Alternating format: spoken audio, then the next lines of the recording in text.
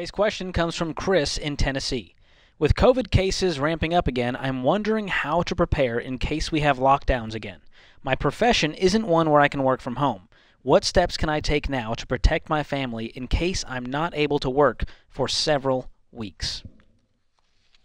Interesting.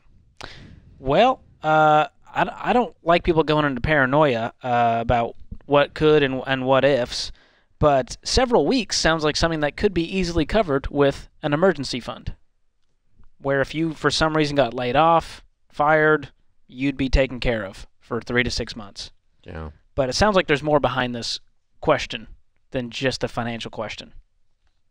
Yeah, he's afraid, and rightly so, because we've all had our world turned upside down and shaken like a freaking snow globe.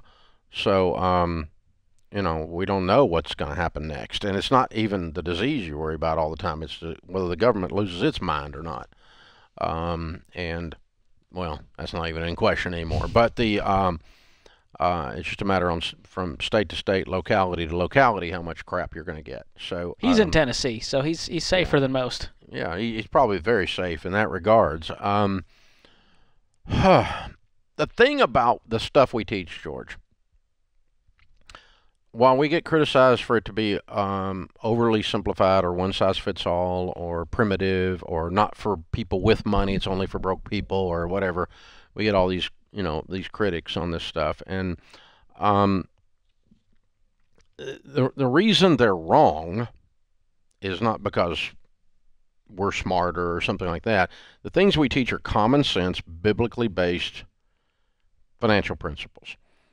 And the interesting thing about these principles is they work during times of crisis and they work during times of prosperity.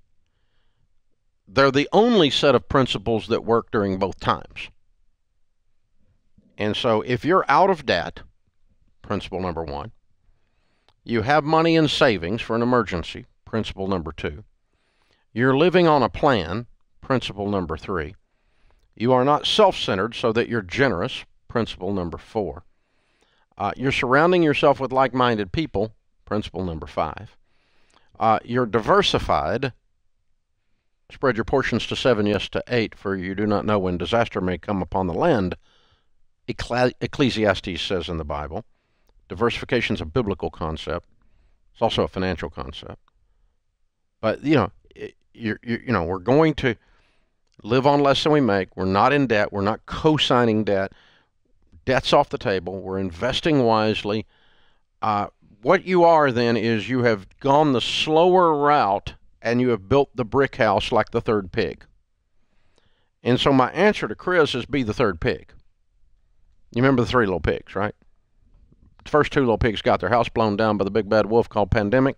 And then he came over to the other little pig who had a lot of money in the bank and no debt, and they blew and he huffed and he puffed and he went to somebody else's house.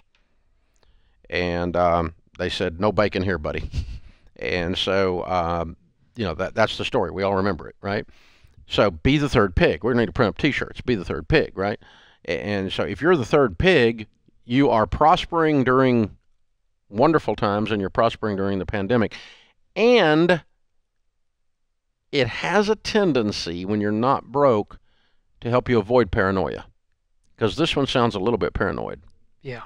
And I think a lot of this is fear. Yeah. And we dealt with this, during the pandemic. We realized we were in a position to go, we need to help people not just with money, but with fear. And what was the antidote you found to fear in the last 18 months? We were quoting Dr. John Deloney the whole time. Facts are your friends when you're in the middle of a crisis. Facts are your friends, not feelings.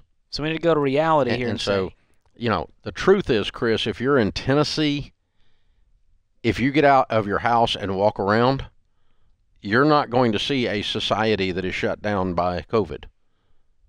Even though there was a slight spike in cases, which now are back down, but you're not going to see facts before your eyes that match your words on this paper.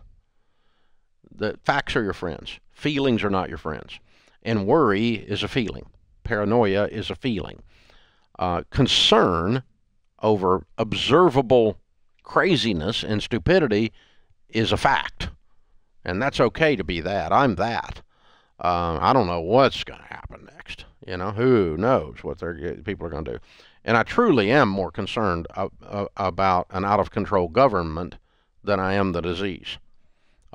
Both are scary. One of them, though, is not.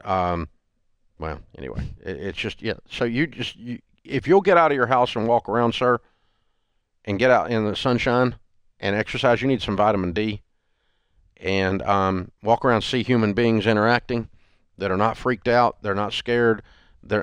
I think you're going to have a different conclusion to your situation.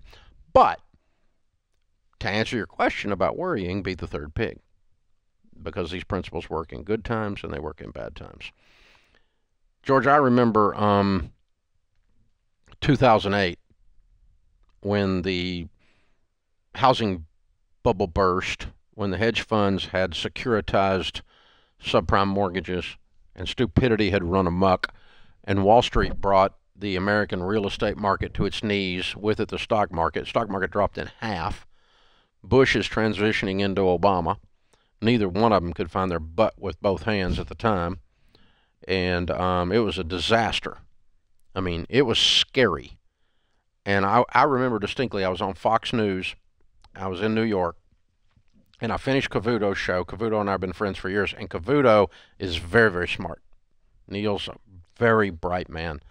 We've known each other 20 years probably. And we're between breaks, and the octaves in his voice had changed. He was scared.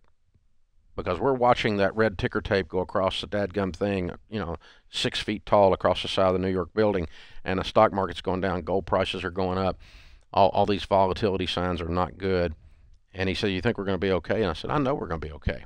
And I went and sat down. There's a steakhouse right across the street from there, and Sharon and I left the Fox green room, went across, sat down, ordered a steak, and I'm looking at that dadgum ticker tape, and suddenly that chill went down my spine. And I thought, I wonder if we're going to be okay. And Sharon and I were talking about it that night at dinner, and we said, why are we not scared? Because everybody else at that point was in freak out mode. I mean, we had congressmen that were like crying on the television because they couldn't get the stimulus package passed. You remember the stimulus package? That kind of crap. They were going crazy. And it was just like this panic. Literally, their voice octaves were changing. And I said, why are we not freaked out? And she said, it could be our faith. And I said, well, sometimes Christians get afraid. You're not Christian, doesn't mean you don't get afraid. And she said, well, could be we've got several $1 million in the bank and no debt. I went, oh, well, that could be. That might have something to do with it. Be the third pig, Chris. Be the third pig.